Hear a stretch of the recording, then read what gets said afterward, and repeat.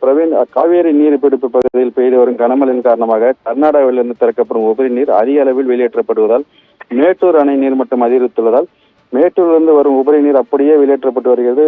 விளையாட்டுப்படும் உபரி நீர் முக்கொம்பு வழியாக கல்லணையிலிருந்து கீழணைக்கு வரும் உபரி நீர் 1,56,000 கனஅடி அப்படியே கொள்ளிடம் வெளியேற்றப்பட்டு வருகிறது. இதனால் கொள்ளிடம் ஆற்று ஆறு இருபுறம் கரை தொட்டு தண்ணீர் செல்கிறது.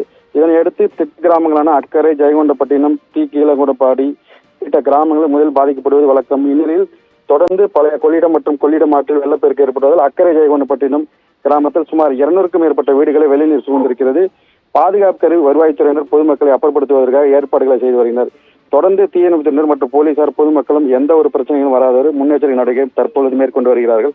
அதே போன்று இந்த கிராமங்களில் மருத்துவ முகாம்கள் அமைத்து மருத்துவர்கள் குழுக்கள் தண்ணீர் சூழ்ந்து வரும் பகுதியில் நேரில் சென்று பொதுமக்களை சந்தித்து தொடர்ந்து கடலூர் மாவட்ட ஆட்சியர் தற்பொழுது சிபி செந்தில்குமார் அவர்கள் சம்பவத்தில் ஆய்வு மேற்கொண்டு கால்நடைகளுக்கு தேவையான அனைத்து வசதிகளும் மேற்கொண்டு வருகிறார்.